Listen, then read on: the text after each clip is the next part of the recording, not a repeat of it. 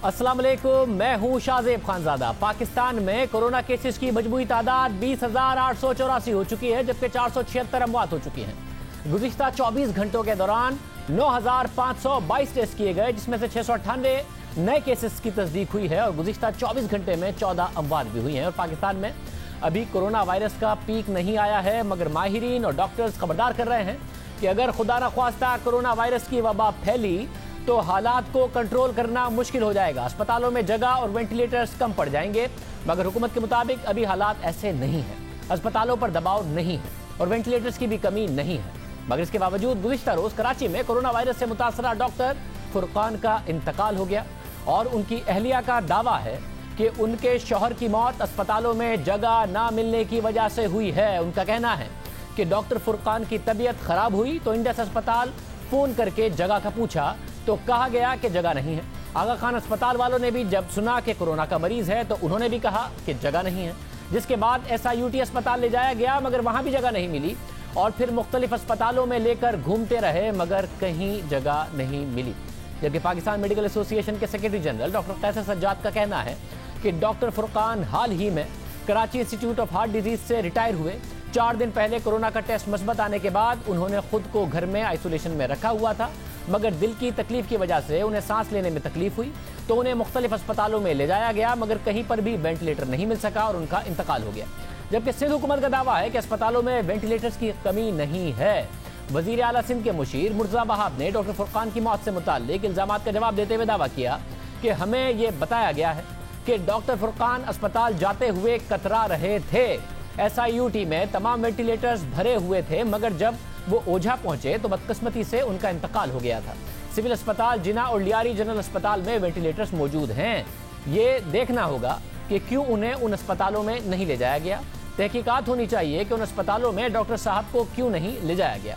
जबकि आज वज़ीर आला सिंध मुराद अली शाह ने कोरोना से मुतालिक ब्रीफिंग में बताया कि इस वक्त सिंध में 79 मरीजों की हालत तशवीशनाक है, जबकि 16 मरीज वेंटिलेटर्स पर हैं। जबकि इस हवाले से 26 मार्च को द न्यूज़ में शाये होने वाली खबर के मुताबिक महकमा सिंध के पास पूरे सूबे के लिए 484 वेंटिलेटर्स हैं, जिनमें से 353 काम कर रहे हैं, 52 खराब हैं, 43 वेंटिलेटर्स को अभी इंस्टॉल होना है। इस पूरी सूरत हाल पर हम बात करेंगे। हमारे साथ इंडस अस्पताल से डॉक्टर अब्दुल बारी खान साहब मौजूद होंगे, जो चीफ एग्जीक्यूटिव ऑफिसर हैं और उनके अस्पताल में भतीजी काम करती थी डॉक्टर फुरकान की, और जिसके हवाले से कहा जा रहा है कि उन्होंने भी कहा कि ऐसा नहीं है कि इंडस अस्पताल में जगह नहीं है, उनकी तरफ से कह दिया गया। मगर डॉक्टर फुरकान की अहलिया भी इस वक्त हमारे साथ मौजूद हैं, सायमा फुरकान साहिबा। बहुत शुक्रिया हमें शो में ज्वाइन करने के लिए। बहुत मुश्किल वक्त है आपके लिए ज़ाहिर है, और आपने हमें ज्वाइन किया, मैं बड़ा शुक्रगुजार हूँ। आप जब जो सवाल आपको मुनासिब ना लगे आप जवाब ना दीजिएगा, और अगर आप जवाब ना देना चाहें, इंटरव्यू छोड़ना चाहें, जब आपका दिल चाहे आप इंटरव्यू से जा सकती हैं। मैं बड़ा शुक्रगुजार हूँ कि इस मुश्किल वक्त में आपने हमें ज्वाइन किया है। ज़ाहिर है बहुत सारी बातें हो रही हैं। सिंध हुकूमत का ये भी कहना है कि उन्हें सही अस्पताल में नहीं ले जाया गया। उनकी अपनी भतीजी इंडस अस्पताल में काम करती हैं। एक ऑडियो भी सर्कुलेट कर रही है जिसमें कहा जा रहा है कि वो खुद डॉक्टर फुरकान साहब जाने को तैयार नहीं थे कि लोगों को पता चलेगा मुझे कोरोना वायरस है, जिसकी वजह से लेट होता गया। एग्जैक्टली क्या हुआ? वो जिस दिन उनकी सांस में तकलीफ हुई तो उस दिन इनकी जो बहन है हॉलैंड में रहती है, उन्होंने इसको कहा कि निदा तुम कुछ करो। तो उसने जब वहाँ किया कि अच्छा बैठे चचा आप आ जाए, तो मैंने खुद उसे फोन किया तो उसने चचा से बात की तो चचा ने कहा कि बेटा वहाँ जो प्रॉब्लम जो मुश्किलात है, मैं एक चीज जाऊंगा वहाँ दूसरी चीज में फंस जाऊंगा और मुझे वहाँ नहीं लेंगे ये लोग। उनको जिस चीज का डर था ये वही हुआ। फिर दूसरे दिन सुबह मैंने डॉक्टर आमिर को कॉल की, वो बेचारे आए रिचान के साथ घर देख के गए कि डॉक्टर साहब आपकी हालत सही नहीं है, आप हॉस्पिटल चले जाएं। फिर हमने निदा को फोन किया, निदा ने कहा कि वहाँ दूसरा, उसने कहा अच्छा आप होल्ड करें। फिर जब हमने दोबारा किया उसने फोन नहीं उठाया, फिर मैंने दोबारा किया, फिर उसने कहा चाची वहाँ पे कोई बेड नहीं है, सब भरा हुआ है, सब विंडोज फुल है, वहाँ किसी को नहीं ले रहे। फिर हमने आगा खान में कॉल की, आगा खान ने भी उन्होंने जब सुना कि पॉजिटिव, उन्होंने कहा हम किसी को नहीं ले रहे, अब बंद हो गया है। उन्होंने बंद किया। फिर हमें किसी ने कहा आप सूट चले जाए, हम डॉक्टर साहब सूट चले गए, वहां से घुमाते रहे। घुमा के 2 घंटे ये घर लेकर आए। घर में आके वो बेहोश हो गए। मैंने अकेले उठाया, लेकिन उस शख्स ने हाथ नहीं लगाया, खड़ा रहा कि मैं हाथ नहीं लगाऊंगा। तो ये आप बता रही हैं कि जो एम्बुलेंस वाला था उसने हाथ भी नहीं लगाया, ज़ाहिर है उनको कोरोना हुआ था, मगर साथ में आपने कहा घुमाते रहे। सवाल पैदा हो रहा है कि ऐसे अस्पताल क्यों नहीं लेके गए जहां पर वेंटिलेटर्स मौजूद थे। मगर आप बता रही हैं कि डॉक्टर साहब को पहले कन्विंस करने की कोशिश की गई कि वो अस्पताल शिफ्ट हो जाएं, वो नहीं हो रहे थे। आप उनकी जो भतीजी हैं इस अस्पताल में, जो खुद डॉक्टर हैं, उन्होंने भी कहा वो नहीं मान रहे थे शिफ्ट होने के लिए। नहीं, डॉक्टर साहब गए थे जिस दिन उनकी ज्यादा तबीयत बिगड़ गई है, वो गए थे। उनको पता था कि कहीं नहीं लेंगे, उन्होंने पहले कह दिया था कहीं नहीं लेंगे। खान वालों ने भी मना कर दिया, तो जाके वापस आए, वो मना कर दिया। उनका टेस्ट कब हुआ था, कहाँ हुआ था? ये डाव से कराया था, डाव वालों ने कंफर्म किया था। तो उसके बाद क्या कहा डाव वालों ने, और डॉक्टर साहब ने क्या फैसला किया कि वो घर पर ही आइसोलेशन में रहेंगे, अलग थलग रहेंगे? घर पे ही थे। जब उनको फर्स्ट डे जब फीवर आया तो घर पे ही आ गए थे वो। मैंने घर पे उनको लिया कमरे में, मैं और ये दोनों बस बंद हो गए थे। फिर हम ना बाहर जाते थे ना अंदर कोई आता था। बेल बजा के चीज ले लिया, बस इस तरह हम थे। जब इनकी सांस में तकलीफ हुई, ज्यादा बढ़ गई, तो फिर हमने हॉस्पिटल का किया और ये देखें ये हुआ। साहब अगेन ज़ाहिर मुश्किल वक्त है आपके लिए, मगर मैं फिर भी आपकी इजाज़त से एक कुछ सवाल और करना चाहूँगा कि कल ही वो एडमिट होने गए थे, जब उनका टेस्ट मस्बत आया उसके बाद आप बता रही हैं वो घर पर थे, तो एडमिट होने कल ही गए या और नहीं हो सका और अनफॉर्चुनेटली उनका इंतकाल हो गया, या उससे पहले भी उन्होंने एडमिट होने के लिए गए थे, अस्पताल गए थे टेस्ट पॉजिटिव होने और कल के दरमियान? गए थे एक दफा, लेकिन फिर वहां से वापस आ गए। फिर उन्होंने कहा नहीं, मैं नहीं जाऊंगा कहीं, कोई भी नहीं ले रहा, कोई भी नहीं ले रहा। तो जब पहले गए थे तो अस्पताल ने मना कर दिया था उनको एडमिट करने से? लेकिन नहीं, उस वक्त उनको वेंटिलेटर की ऐसी जरूरत नहीं थी। पहले वो एडमिट होने नहीं गए थे, कल वो एडमिट होना चाह रहे थे, तो वेंटिलेटर आप ये कह रहे हैं अवेलेबल नहीं था। आपकी अपनी तबीयत ठीक है? आपका आपके घर वालों का टेस्ट कराया है, आप लोग खैरियत से हैं, आप ठीक हैं? जी, अभी आज टेस्ट हुआ है, कल रिपोर्ट आ जाएगी सबकी।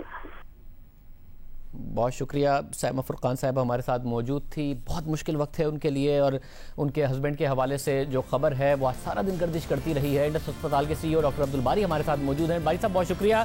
भाई साहब, उनकी भतीजी आप ही के अस्पताल में काम करती हैं, और ये खबर आना कि आपके अस्पताल में वेंटिलेटर्स अवेलेबल नहीं थे, उन्हें जगह नहीं मिली, उन्होंने फ़ोन करके बात की, उसके बाद SIUT और दूसरे अस्पतालों में, ये क्या सूरत हाल हुई? अगर उनकी भतीजी आपके अस्पताल में काम करती हैं, आपकी उनसे बात हुई होगी, क्या हुआ है? नहीं, ऐसी बात नहीं है, इसकी क्लैरिटी मैं दे दूं। उनकी भतीजी हमारे पास काम करती है। डॉक्टर साहब जो है ना, इनको 4-5 दिन पहले पॉजिटिव आया था और ये घर पे अपने आप को आइसोलेट करके मैनेज कर रहे थे। वो सोशल स्टिग्मा जो है ना, उसके शिकार हो गए ये। और इसने जी इनकी जो भतीजी है, इन्होंने इनसे कहा भी कि आप आ जाएं, आपका चेस्ट एक्सरे कर लेते हैं और आपके सिचुएशन देख लेंगे। अगर आपको कुछ ना हुआ तो हम आपको घर भेज देंगे, लेकिन ये रेजिस्ट करते रहे।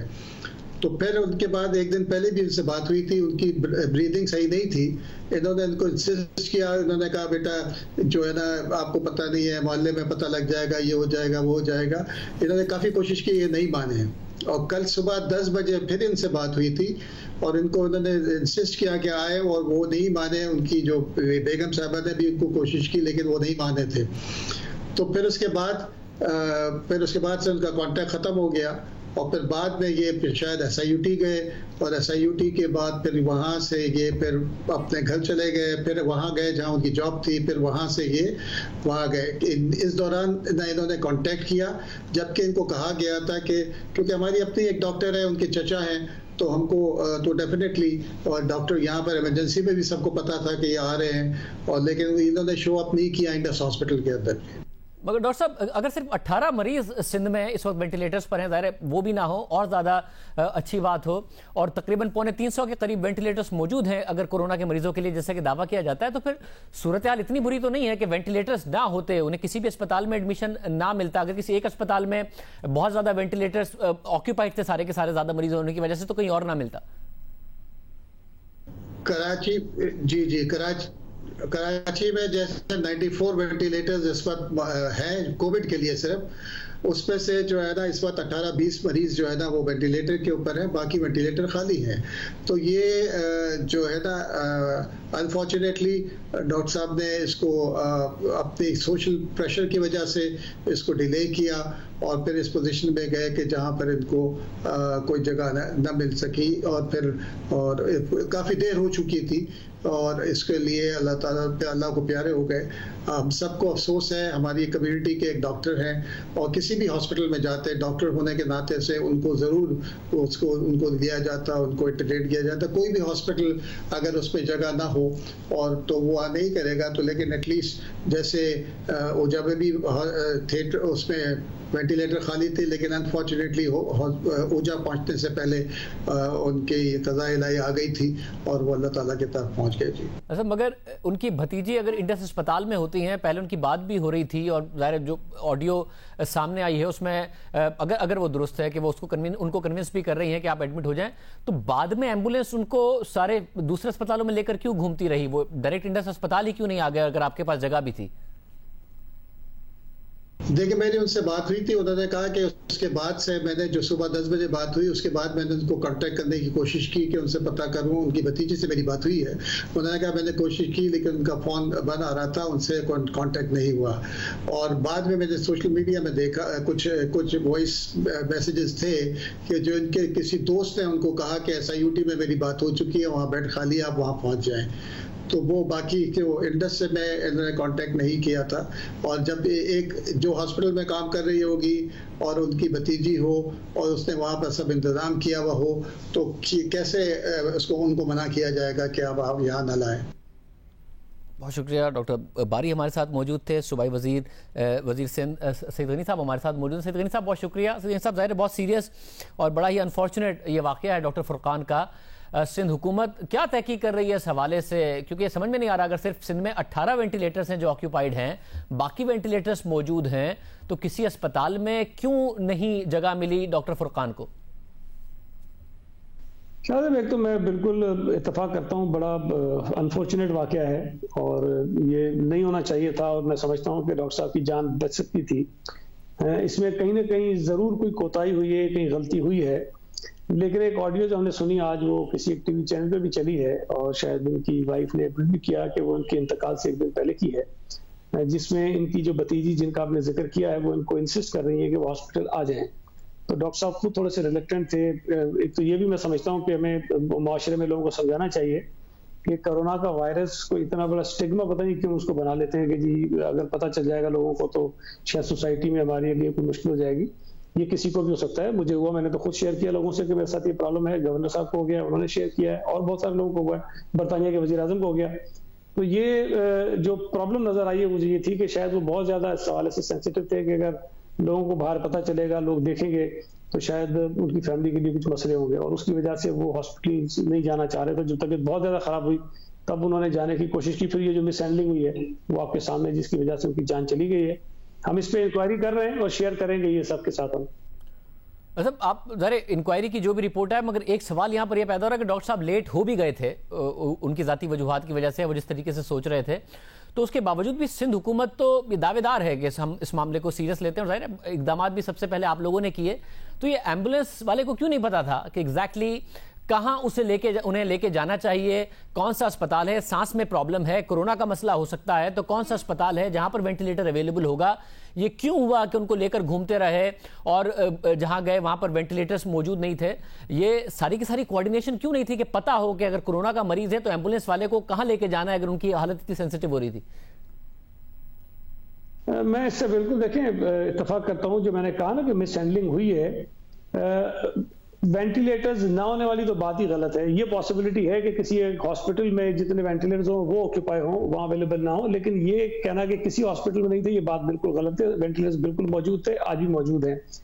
अब इसमें मैं थोड़ा सा सच्ची बात है बात करते हुए मोहतात होकर बात करना चाह रहा हूँ, ताकि कि हमारे पास कंप्लीटली कम्प्रीहेंसिव इसकी रिपोर्ट आ जाए, और हम इस पे काम कर रहे हैं और इंशाल्लाह ताला कल हम शेयर करेंगे कि कहाँ कोताही हुई। अगर इसमें कहीं सरकारी सतह पर कोई कोताही होगी तो हम उस पर भी एक्शन लेंगे, और अगर हमारी कहीं कोई गलती होगी जिसकी वजह से हम उसको मजीद बेहतर कर सकते हैं सिस्टम को, तो हम उसको भी ठीक करने की कोशिश करेंगे।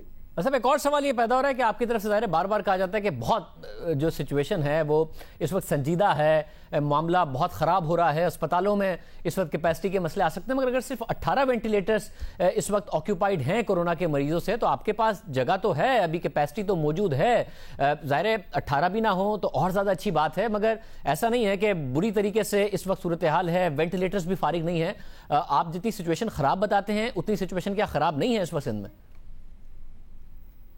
शायद बहुत सारे नहीं, देखें हमारे पास हजारों वेंटिलेटर नहीं है, चंद 100 हैं, कुछ हमने और ऑर्डर प्लेस किए हैं, वो भी 100-150 और आ जाएंगे एक्स्ट्रा। लेकिन जिस तेजी से केसेस में इजाफा हो रहा है, और बावजूद इसके कि रिलेटिवली, मैं ये नहीं कहता हूँ कि बहुत कोई बड़ा अच्छा लॉकडाउन था, रिलेटिवली कुछ ही हद तक कोई लॉकडाउन हमने किया हुआ है, लोगों के मिलने मिलाने पे कुछ हद तक पाबंदी है और मुलाकातें लोगों की कम हो रही हैं, उसके होते हुए भी जो नंबर ऑफ केसेज हैं वो उसमें इजाफा हो रहा है। और ये भी ध्यान में रखें कि नंबर ऑफ केसेस उस वक्त बढ़ रहे हैं जितने हम टेस्ट कर रहे हैं। हम 3000 टेस्ट, हमने 2500 टेस्ट किए हैं, उसमें 400 के करीब लोग जो है वो पॉजिटिव आ गए। अगर ये परसेंटेज जो है वो 10, 15, 20 और एक दिन 18% भी आए पॉजिटिव, तो ये बहुत ज्यादा है। अब तस्वर करें ना, किसी दिन अगर हमने टेस्ट 20,000 कर दिए तो 20,000 का आप निकाल लीजिए 10% और 15% क्या हो सकता है। तो सूरत हाल खराब हो सकती है। और अगर आज 18 पेशेंट सिर्फ वेंटिलेटर पे हैं तो इसका मतलब ये नहीं कि हम रिलैक्स हो जाएं। हम ये समझते हैं कि आने वाले दिनों में नंबर ऑफ पेशेंट्स जो हैं वो इंक्रीज होंगे, और खुदा न खास्ता अगर उसमें फिर वही जो बीमार लोग हैं जिनको कोई और क्रॉनिक डिजीज हैं या किसी की एज ज्यादा है, तो अगर वो इसमें मुब्तला हो गए तो ये नंबर बहुत तेजी से बढ़ भी सकता है। तो हम उस नहज पर पहुंचकर परेशान नहीं होना चाहते जिस पर अमेरिका और यूरोपियन कंट्रीज पहुंचे। हम समझते हैं कि हमें पहले बहुत ज्यादा एहतियात करनी चाहिए, जो हम कोशिश कर रहे हैं। सब एक और मसला है जिस पर आप ज़ाती तौर पर मुज़ाकरात का हिस्सा हैं, वो ट्रांसपोर्टर्स के हवाले से। अब ट्रांसपोर्टर्स ने भी आपको डेडलाइन दे दी है। ज़ाहिर है जो ताजिर हैं, जो दूसरे मामलात हैं, उसके मुकाबले में ट्रांसपोर्ट को, और जो जैसी पब्लिक ट्रांसपोर्ट होती है, अगर वो खुलने जा रही है तो बसों में तो सोशल डिस्टेंसिंग नहीं हो सकती। वो तो बहुत ज़्यादा इस वक्त वायरस फैलने की वजह बन सकता है। इस हवाले से आप क्या सोच रहे हैं? आप खुद मुज़ाकरात कर रहे हैं। देखिए, अब ये जो आप बात कर रहे हैं उससे मैं डिसएग्री तो नहीं कर सकता हूं, लेकिन ट्रांसपोर्ट के अलावा भी बहुत सारे ऐसे मकामात हैं जहां आज भी बिजनेस हो रहा है और शायद वायलेट कर रहे हैं सोशल डिस्टेंसिंग को लोग बुरी तरह से, और बिल्कुल भी संजीदा इसको नहीं ले रहे हैं। लेकिन मेरा ये समझना है कि अगर कहीं किसी एक जगह हो रहा है तो उसको मिसाल बना के 10 जगहों की और इजाजत नहीं दी जा सकती है। लेकिन चूंकि वफाकी हुकूमत का ये फैसला जिस तरह बाज़ाहिर नजर आ रहा है हमें, आज भी वज़ीर आज़म साहब ने कहा, कल असद साहब ने कहा, तो शायद ये काफ़ी ईज करने जा रहे हैं लॉकडाउन में।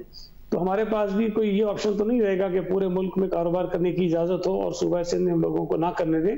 हम भी कुछ न कुछ ज़रूर आसानियां देंगे, लेकिन जाहिर है कि जो SOPs बनाएंगे कोशिश करेंगे उस पर हत्तुल इम्कान को इम्प्लीमेंट करा सकें और ज़्यादा एग्रेसिवली लोगों को अवेयरनेस दे सकें, उनको आगाही दे सकें कि किसी तरह अपने आप को इससे महफूज रखने के इकदाम वो कर लें। मतलब पहले आपका हर हवाले से रवैया बड़ा सख्त था, ताजिरों के हवाले से भी। अब ऐसा लग रहा है जैसे सॉफ्ट रवैया है आपका, ट्रांसपोर्टर्स को इजाज़त दी जा सकती है। देखिए, अगर पूरे मुल्क में सारी चीज़ें चलना शुरू हो जाएं, अगर ट्रेनें चलना शुरू हो जाएं, अगर हमारे जहाज चलना शुरू हो जाएं, अगर हमारी और ट्रांसपोर्ट चलना शुरू हो जाए, तो फिर मुझे बताइए कि हमारे पास जवाब क्या रह जाता है कि हम शहर के अंदर ट्रांसपोर्ट की इजाज़त ना दें। मगर अभी तो ट्रेनें और जहाज बंद हैं, अभी तो इस तरीके से नहीं चल रहे हैं। डोमेस्टिक चाहे वो फ्लाइट्स हों या फिर ट्रेनें हों, वो बंद हैं। अभी बंद है ना। मैंने कहा ना कि जो नजर आ रहा है हमें कि शायद बहुत सारी चीजें खुलने जा रही। बहुत शुक्रिया। सईद गनी साहब हमारे साथ मौजूद थे। वो कह रहे थे शायद बहुत सारी चीज़ें खुलने जा रही हैं। आज वज़ीर आज़म ने लॉकडाउन में नरमी का इशारा भी दिया था। पाकिस्तान में कोरोना वायरस बैरून मुल्क से आने वालों के जरिए फैला था, जिसके बाद फ्लाइट ऑपरेशंस को बंद कर दिया गया था। मगर जब से बैरून मुल्क फ्लाइट ऑपरेशन बहाल हुए हैं, बैरून मुल्क से आने वाले मुसाफिरों में एक बार फिर कोरोना वायरस की तस्दीक हो रही है और ये तादाद बढ़ती जा रही है, जिससे पाकिस्तान के अस्पतालों में इजाफी बोझ पड़ने का खदशा है, यह खुद हुकूमत कह रही है। 28 अप्रैल को इस्लामाबाद और पेशावर में अबू धाबी और कतर से आने वाली परवाजों की तकरीबन 150 से ज्यादा मुसाफिरों में कोरोना वायरस की तस्दीक हुई। रावलपिंडी की जिला इंतजामिया के मुताबिक 28 अप्रैल को अबू धाबी से आने वाली फ्लाइट 209 मुसाफिरों को लेकर आई और इस्लामाबाद एयरपोर्ट पर पहुंची, जहां तमाम मुसाफिरों का कोरोना टेस्ट किया गया, जिसमें से 104 मुसाफिरों का टेस्ट मुस्बत आ गया। इसी तरह खैबर पख्तूनख्वा के महकमा सेहत की रिपोर्ट के मुताबिक 28 अप्रैल को कतर से पेशावर आने वाली परवाज के जरिए 248 मुसाफिर वतन वापस पहुंचे थे। उनमें से 54 मुसाफिरों में कोरोना की तस्दीक हुई और सूबाई महकमा सेहत के मुताबिक बैरून मुल्क से 4 परवाजों के जरिए 2 हफ्तों के दौरान 932 मुसाफिर वापस आए हैं। उनमें से 189 मुसाफिरों का कोरोना टेस्ट मुस्बत आया है, जिन्हें क्वारंटीन में रखा गया है। जबकि 28 अप्रैल को हमारे प्रोग्राम में वजीर सेहत पंजाब यास्मीन राशिद ने भी बैरून मुल्क से आने वाले मुसाफिरों में कोरोना वायरस की तस्दीक पर तशवीश जाहिर की थी। उन्होंने भी बताया था कि शारजा से आने वाली फ्लाइट के 230 मुसाफिरों की अक्सरियत में कोरोना की तस्दीक हुई है। पाकिस्तान आने वाले मुसाफिरों के साथ साथ PIA के पायलट्स और जहाज के अमले में भी कोरोना वायरस की तस्दीक हो चुकी है। 7 अप्रैल को कनाडा से आने वाली PIA की परवाज के 2 पायलट्स और अमले के 3 अराकीन में कोरोना की तस्दीक हुई थी। हुकूमत ने बैरून मुल्क में फंसे हुए पाकिस्तानियों को वापस लाने के लिए फ्लाइट ऑपरेशन शुरू किया हुआ है। हिफाजती इंतजाम के तहत वापस आने वालों के लिए एयरपोर्ट पर कोरोना के टेस्ट किए जाते हैं। 48 घंटे उन्हें क्वारंटीन में रहना पड़ता है। अगर उसके बाद टेस्ट मुस्बत आए तो फिर वो फैसला कर सकते हैं कि उन्हें घरों में किस तरीके से आइसोलेशन में रहना है। साथ ही जब 48 घंटे हैं वो या तो हुकूमत की जो फैसिलिटीज़ हैं उसमें मुफ्त रह सकते हैं, या अगर प्राइवेट होटल में रहना चाहते हैं तो पैसे देकर रह सकते हैं। मगर इस वक्त अगर इतनी तेज़ी से मुस्बत टेस्ट आएंगे तो हुकूमत के लिए लाना मुश्किल होगा, क्योंकि वज़ीर आज़म के मामले खुसूसी बराए कौमी सलामती मुईद यूसुफ ने हफ्ते के दिन इस हवाले से आवाम को आगाह किया था कि हम 21 मार्च से 2 मई तक 15,000 पाकिस्तानियों को 38 ममालिक से वापस लाया गया है, जबकि अब भी 1 लाख पाकिस्तानी वापस आना चाहते हैं। 7,500 मुख्तलिफ सूबों की कैपेसिटी है, मगर मुस्बत टेस्ट आएंगे तो और मुश्किल होगा पाकिस्तानियों को लेकर आना। वज़ीर आज़म के मामले खुसूसी बराए कौमी सलामती हमारे साथ मौजूद भी हैं। मुईद यूसुफ साहब, बहुत शुक्रिया। तो साहब, आपने हफ्ते को बाकायदा तौर पर पूरा प्लान बताया कि किस तरीके से आप लोगों को वापस लाना चाहते हैं। 48 घंटे का क्वारंटीन, सरकारी फैसिलिटी में मुफ्त में रह सकते हैं, प्राइवेट फैसिलिटी में पैसे देकर रह सकते हैं। मगर बहुत तेज़ी से मुस्बत आ रहे हैं टेस्ट। रावलपिंडी में जो फ्लाइट आई उसमें बहुत सारे लोग मुस्बत, पेशावर में मुस्बत। ये जो इतने ज़्यादा मुस्बत टेस्ट आ रहे हैं, ये वजह क्या है? क्या उन ममालिक में टेस्ट नहीं हो रहा है या फ्लाइट में लोगों को लग रहा है, क्या हो रहा है? जी शुक्रिया शाहजेब, आपकी बात बिल्कुल दुरुस्त है। देखिए, जब हमने एयरपोर्ट्स खोले थे 4 अप्रैल को, तो हमने पहले फ़ैसला ही ये किया था और तमाम कौम के सामने भी रखा था कि हम आहिस्ता आहिस्ता बतदरीज जो है इजाफ़ा करेंगे पैसेंजर्स में। क्योंकि हमें ये देखना था कि हमारी अपनी फैसिलिटीज़ कोप कर सकती हैं, हमारा जो प्लान है, जितने जहाज़ आ रहे हैं वो मामलात आराम से स्मूथली यहाँ हो सकते हैं। लेकिन उसके साथ साथ ये कि जो लोग आ रहे हैं हमारे पाकिस्तानी वापस, कहीं ऐसा तो नहीं कि वहाँ जहाँ से आ रहे हैं वहाँ वबा का फैलाव ऐसा है कि वो अक्सरियत यहाँ पे इन्फेक्टेड आ रही है। तो बदकिस्मती से हमारे ऐसे कुछ केसेस हुए हैं जो जहाज़ हमारे आए हैं। हम लगभग कोई 15,000 16,000 मुसाफिर ला चुके हैं और कई जहाज़ों पे वाक़तन ये हुआ है कि बेशतर लोग जो हैं वो इन्फेक्टेड आए हैं। और आपने UAE का जिक्र किया, तो ख़ास तौर पे UAE से कुछ जो जहाज़ हैं, और ये हमारा जो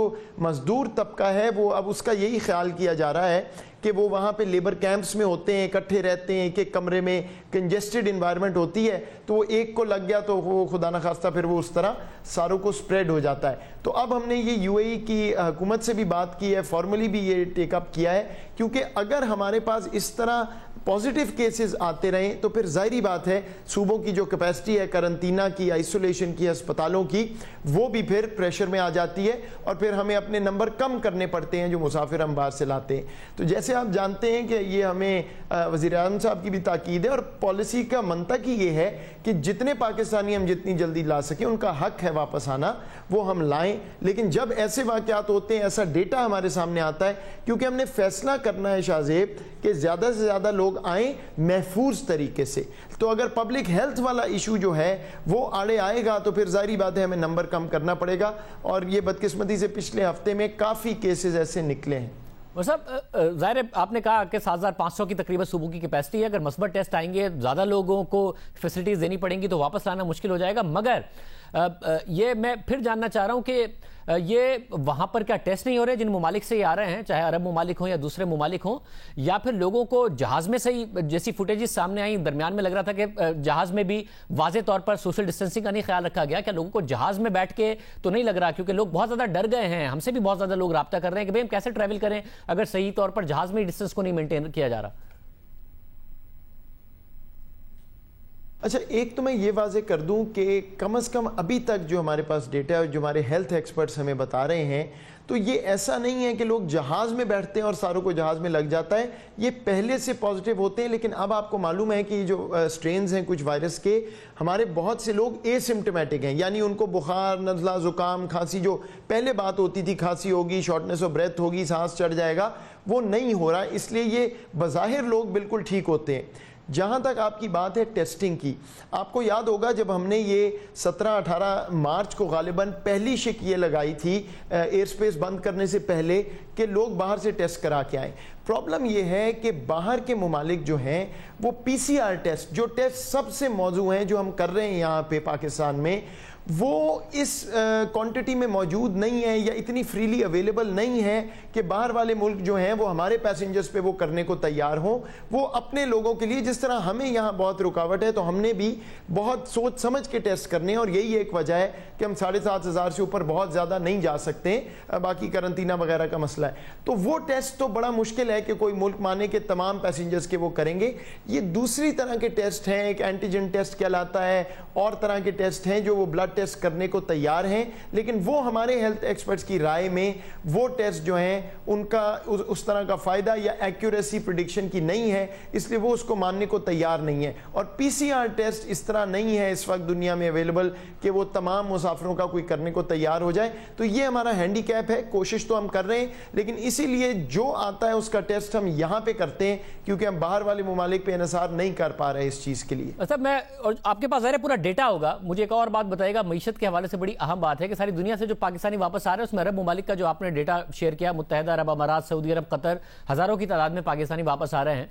ये पाकिस्तानी और दूसरे ममालिक से जो पाकिस्तानी आ रहे हैं, क्या वो अरब ममालिक की और दूसरे ममालिक की मईशत की इस वक्त जो सूरत हाल है उसकी वजह से, नौकरियों से फारिग होने की वजह से वापस आ रहे हैं? क्योंकि ज़ाहिर है मुस्तकबिल में फिर ये बेरोजगारी का और रेमिटेंसेस में कमी का एक बड़ा इंपैक्ट आ सकता है, या दूसरी वजूहात की वजह से वापस आ रहे हैं? अगर आपने देखा पूरा का पूरा डेटा, तो वो क्या क्या वजूहात है?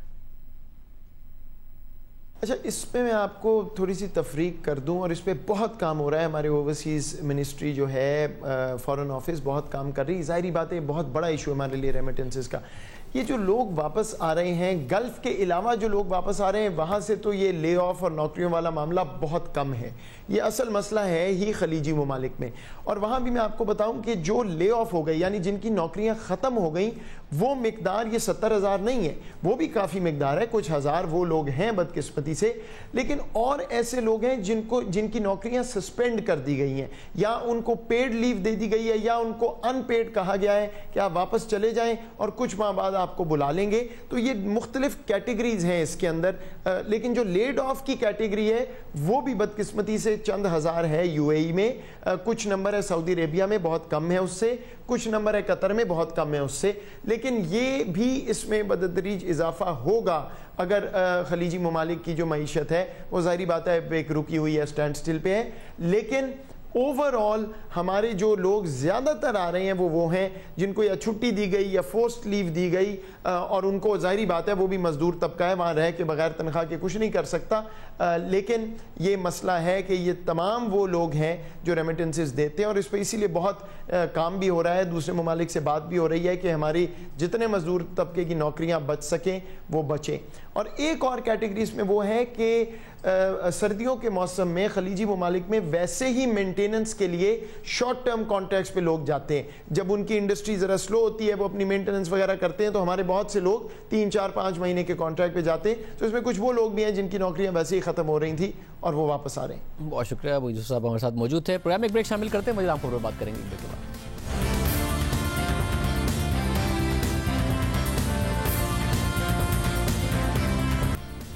नैब ने पहले 2 दफ़ा बुलाया मगर अपोजिशन लीडर शहबाज शरीफ पेश नहीं हुए। फिर आज तीसरी दफ़ा बुलाने पर वो नैब के सामने पेश हुए और 2 घंटे तक नैब के दफ्तर में रहे, और अब नैब ने उन्हें 2 जून को फिर से तलब कर लिया है। और अब नैब ने एक बार फिर से ऑपोजिशन के रहनुमाओं को तलब करना शुरू कर दिया है। साथ ही वफाकी वजीर शेख रशीद ने दावा किया है कि ऑपोजिशन लीडर शहबाज शरीफ के सितारे गर्दिश में हैं। हफ्ते को उन्होंने बयान दिया कि नैब ईद के बाद 2 तरफा टार्जन बनकर आएगा। उन्होंने मजीद कहा कि ईद के बाद कुछ लोग अंदर जा सकते हैं, मगर मौकिल ने अभी तक नाम नहीं बताया। जो समझते हैं वो बच गए, ईद के बाद नहीं बचेंगे। शेख रशीद साहब फिर समझ रहे हैं कि ईद के बाद नैब टार्जन बनकर आएगा, 2 तरफा टार्जन बनकर आएगा, तो फिर कौन कौन अंदर जाएगा, इस हवाले से बात करेंगे। वफाकी वजीर शेख रशीद हमारे साथ मौजूद है। शेख साहब बहुत शुक्रिया। शेख साहब आपने तो खुद ने हमसे कहा था कि हमारा जो एहतसाब का नारा था तहरीक इंसाफ का वो नाकाम हो गया, ये तो एहतसाब की जगह इंतकाम बन गया, अब हमें अपनी कारकर्दगी पर फोकस करना चाहिए। अब आप फिर कह रहे हैं ईद के बाद नैब टार्जन बनकर आएगा और फिर ऑपोजिशन को डरा रहे हैं, 2 तरफा की भी बात कर रहे हैं। देखिए, नैब जिंदा होने जा रही है। टार्जन ने वो क्या होता है, जिनसिंग पी ली हुई है, और ईद के बाद अभी तो रोजे से है नैब, रोजे खत्म हुए तो रोजे के बाद ईद के बाद टार्जन की वापसी होगी और जिनसिंग पी के वापसी होगी, ताकि ये लोग जो अभी तक ये समझ रहे हैं कि मौज मेला है, मौज मेला नहीं होगा। और मैं नहीं देख रहा नैब के कानून की तरमीम होते करीब करीब। सॉरी टू से, मेरी पार्टी मुझसे नाराज़ हो जाती है। मेरी सियासी सोच ये नहीं मान रही कि नैब जो है वो नज़दीक तरमीम होने जा रही है। मगर शेख साहब, ऑपोजिशन ने तो भुगत लिया और 2 तरफा आपने कहा कि टार्जन की वापसी होगी, तो फिर क्या हुकूमत ने के भुगतने की बारी, और जब हुकूमत के भुगतने की बारी आएगी तो फिर तरमीम कैसे नहीं होगी, फिर तो सब कुछ हो जाएगा। ऑपोजिशन वाले तो भुगत के जमानतों पर हैं पहले ही। देखें, ये जो नैब की ज़मानतें हैं और नैब के पीछे जो मामलात हैं और जिस तरह ये मुल्क से बाहर गए और जिस तरह आके ये फंस गए हैं, ये सारा मसला जो है, इसका फाइनल राउंड जो है वो जून जुलाई में हो जाएगा। ये नहीं बच सकते, कहाँ बच के जाएंगे ये, इनकी कोई बचत नहीं है। इमरान खान के दौर में इनकी बचत नहीं। मतलब 2 साल से इमरान खान का ही दौर है, और आप ही ने कहा था कि एहतसाब का नारा, मैं फिर कह रहा हूं कि आपने कहा था कि नाकाम हो गए मैं एहतसाब में, ये तो इंतकाम बन गया है। तो अब इमरान खान साहब क्या नए तरीके से या फिर नैब के नए तरीके से आएगा? जमानत के फैसलों में अदालतों ने कहा है नैब के बारे में कि इनकी नियत के बारे में भी सवाल उठाया, नैब की अहलियत पर भी सवाल उठाया है। तो जो पहले नहीं कर सके अब क्या नया कर लेगा नैब? देखें, ना कर सके, नैब ने अपने वजूद का इजहार करना है, क्योंकि नैब पे सारे लोग बातें कर रहे हैं और नैब जो है वो अदालतों के हाथों जमानतें हो गई। और अब तो जिन्होंने लूटा, जितने चोर डाकू लुटेरे बेईमान बदबख्त जितने थे, और कोरोना के भी उनकी जमानतें हो गई, सारे मनी लॉन्डर की सिंध से जमानतें हो गई कोरोना के चक्कर में आके, और गरीब जेलों में मर रहा है, सड़ रहा है, धक्के खा रहा है। वो शटर बेचारा खोलता है तो पकड़ा जाता है, और प्राइम मिनिस्टर को कहा कि मैंने दफ़ा 144 की खिलाफ वर्जी करने वाले को छुड़ाया। वो 1200 लोग जहाँ गए 5000 रुपये के मचल पे, वहाँ 2000 बंदे तो वैसे ही जमा थे जो जमानत के लिए गए। सो हमारे बाज़ काम जो हैं वो बड़े गैर जिम्मेदाराना है। मैं नैब को एक्टिव होते देख रहा हूँ, और शेख रशीद एज ए शेख रशीद मैं नैब के आर्डिनेंस में नज़दीक तरमीम होते नहीं देख रहा। और अभी तो कल के आपके प्रोग्राम में शहबाज शरीफ ने कहा है कि हम 18वीं तरमीम का इबाम दूर करने के लिए तैयार हैं, और यही बात जो है खाकान अब्बासी ने भी कही है। तो अब मेरी बातें थोड़ी टाइम लगता है, मैं वक्त से बहुत पहले कर देता हूँ। खाकान अब्बासी साहब ने तो ये भी कहा है कि अगर आपको लगता है कि नैब की तरमीम हम अपने लिए करा रहे हैं तो बेशक ये प्रोविजन डाल दें कि नून लीग के लिए नैब का पुराना ही कानून अप्लाई होगा, मगर तरमीम कर दें, उसे ये भी कह रहे हैं। हाय बड़ी जल्दी है। Wait and see is the best policy. मुझे मेरे उस्ताद ने स्कूल में कहा था कि जब ऐसी बातें हो उस वक्त यही कहा करो, वेट एंड सी। शेख साहब, आप ये बताएं कि नैब और एहतसाब और इंतकाम पर ही दोबारा से फोकस रहा, तो इस सब पर फोकस था 2 साल में, और 100 अरब से ऊपर का टीका लगा के चली गई शुगर माफिया, जिसके बारे में आप कहते हैं, फिर गंदुम की माफिया। तो ये ऐसे ही होता रहेगा कि फोकस सारा ऑपोजिशन पे रहेगा और टीका आवाम को लगता रहेगा, हर बड़ा माफिया इस हुकूमत से फायदा उठाता रहेगा?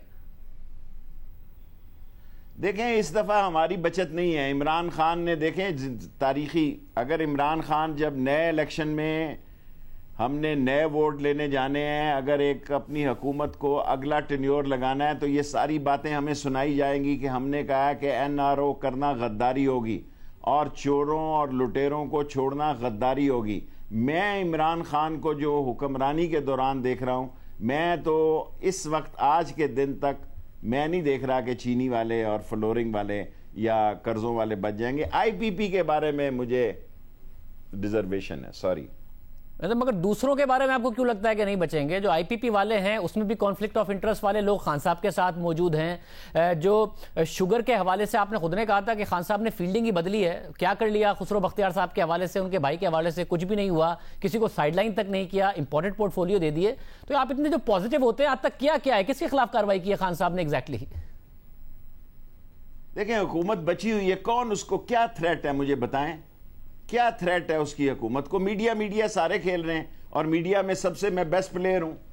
अगर मीडिया की हद तक बात है तो मैं बेस्ट प्लेयर हूं मीडिया का, लेकिन अवाम मीडिया को देख देख कर ये सारी बातें जो कुछ आप कहते हैं खानजादा साहब, ये लोग नोट करते हैं, दिल में रखे बैठे हैं, वक्त के इंतजार में होते हैं।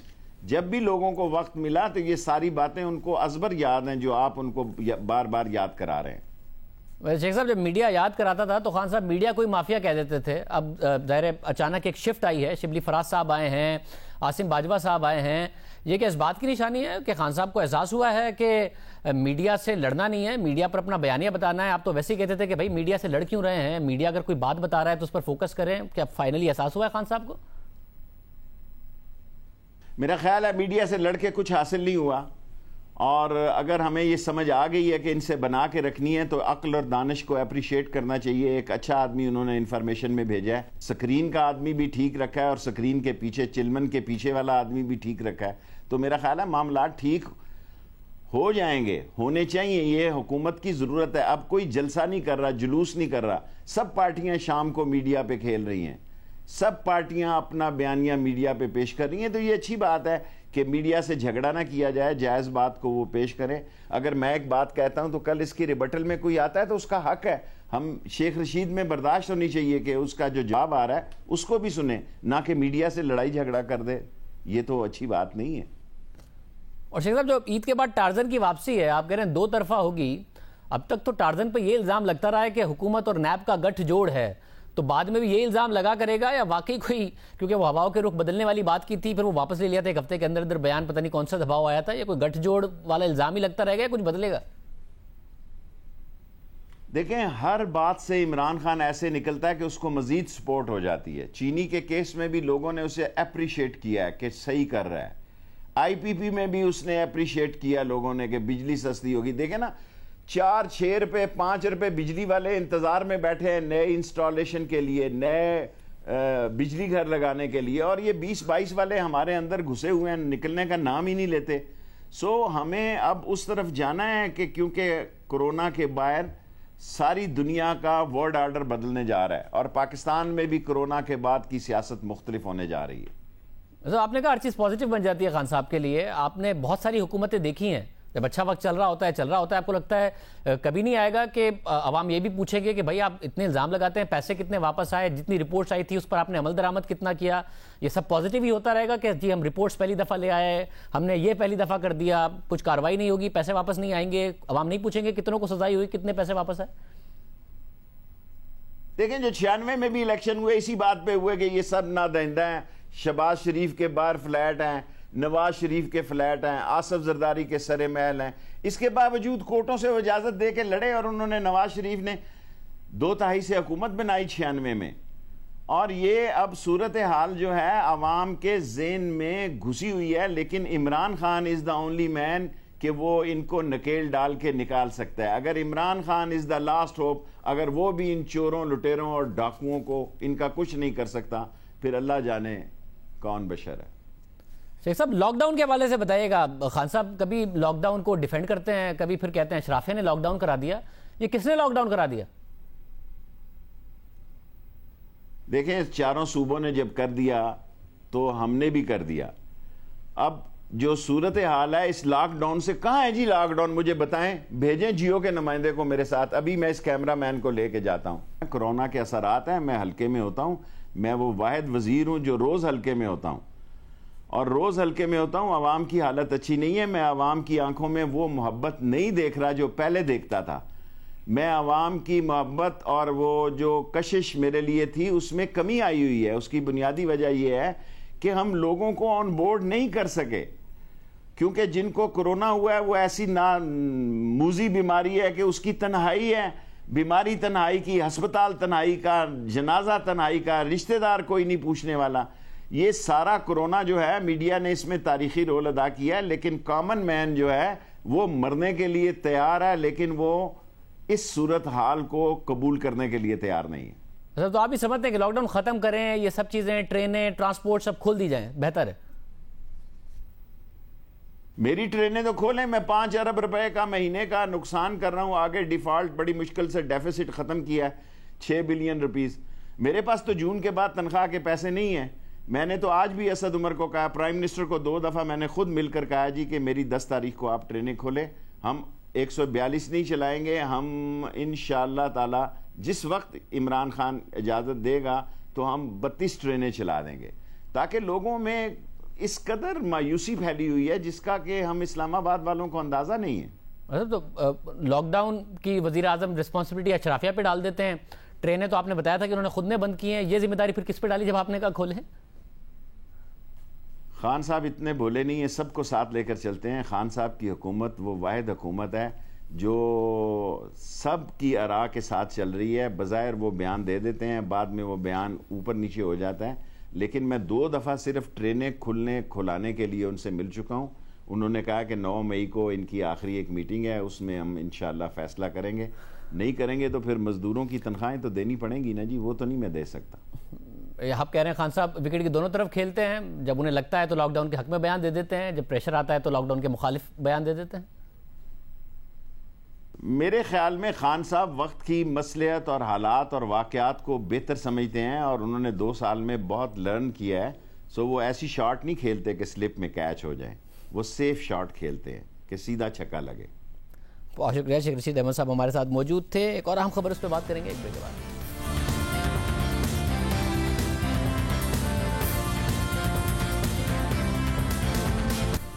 पाकिस्तान में अवाम एहतियात नहीं कर रहे हैं, सोशल डिस्टेंसिंग नहीं रख रहे, जिसकी वजह से हुकूमत मुश्किलात का शिकार हो रही है। आज भी नादरा के ऑफिसेज खुले तो लोग करीब करीब मौजूद थे, जिसकी वजह से वाज़ेह तौर पर नज़र आ रहा था कि वायरस तेज़ी से फैल सकता है। जहाँ पर भी हुकूमत इजाज़त दे रही है इसी किस्म की चीज़ें नज़र आ रही हैं, चाहे राशन का मामला हो।